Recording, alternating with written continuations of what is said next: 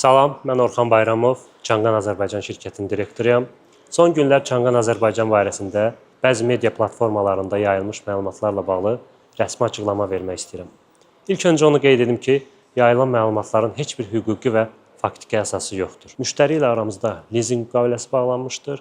Müştəri avtomobili ilkin ödənişsiz kampaniya çərçivəsində əldə etmişdir və bir aydan artıq avtomobil onun istifadəsində olmuşdur. Bu müddət ərzində müştəri yalnız bir aylıq lizinq ödənişini həyata keçirmişdir. Ümumiyyətlə bir məlumatı nəzərinizə çatdırım ki, müştəri avtomobili almağa gəldiyi zaman bir dostu ilə yaxınlaşmışdır. Həmin şəxs Vüqar bəyə taksi fəaliyyəti üçün müvafiq sənədin əldə edilməsində köməklik göstərəcəyinə söz vermişdir. Hətta müştəri ona 500 AZN vəsait də ödəmişdir. Sonradan dostu müvafiq sənədi əldə edə bilmədiyi üçün Vüqar bəy həmən şəxsi polisə vermişdir. Bunun da təsdiqini tapa bilərsiniz. Belə olduğu təqdirdə müştəri aylıq lizinq ödənişlərini ödəyə bilməyəcəyini anlamış və bununla bağlı bizə geri qaytarılma üçün müraciət etmişdir. Və yalnız ona məlumat veriləndən sonra ki, müqaviləyə xitam verilməsi üçün müştəri tərəfindən bizə ödəniş olunmalıdır.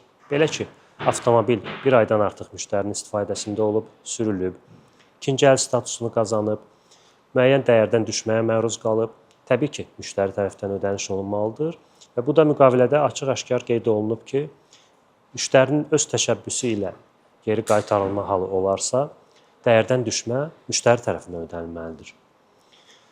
Bunu öyrənəndən sonra müştəri güya ki, avtomobildə texniki nasazlıqlar var və bunu əsaslandırmağa çalışmışdır.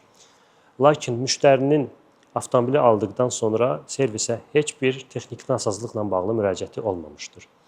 Avtomobilin geri qaytarılma yoxlanışı zamanı da avtomobildə heç bir nasazlıq aşkarlanmamışdır. Xatırladım ki, müştərinin servisə geri qaytarılma ilə bağlı müraciəti aldığı gündən 34 gün sonra olmuşdur və heç bir texniki nasazlıq aşkarlanmamışdır. Bütün bunlara baxmayaraq, müştəri öz öhdəliklərini yerinə yetirmək əvəzinə dövlət qeydiyyat nişanı, icbari sığorta, kasko sığorta üçün ödənilmiş vəsaitləri geri istəmişdir.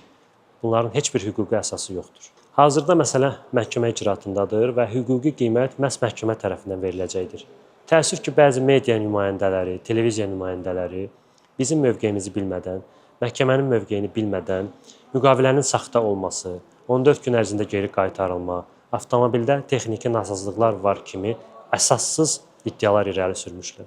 Həmin media qurumları məsələni araşdırmadan, etik prinsipləri gözləmədən, yalnız bir tərəfli qaydada məlumat təqdim etmiş, şirkətimizin rəsmi mövqeyi bildirilən məlumatları montaj edərək kəsmiş, yalnız qarşı tərəfin iddialarına yer vermişlər. Bu hərəkətlər nəticəsində şirkətimizin işgüzar nüfuzuna zərər dəymişdir və bu səbəbdən həm müştəri, həm də müvafiq media qurumları barəsində qanunvericiliyə uyğun qaydada hüquqi tədbirlər görülməyə başlamışdır. Yalan və təsdiqlənməmiş məlumatları yayan media qurumları barəsində işgüzar nüfuza dəymiş zərərin ödənilməsi ilə bağlı məhkəməyə müraciət olunacaqdır. Xüsusilə vurğulamaq istəyirəm ki, burada məqsədimiz hər hansısa bir qazanc əldə etmək deyil. Məqsədimiz əsassız və yalan məlumatları yayan şəxslərin, media qurumlarının məsuliyyətə cəlb olunmasıdır. İddiamız təmin ediləcəyi təqdirdə həmin vəsait xeyriyyə məqsədləri üçün istifadə olunacaqdır. Təşəkkür edirəm.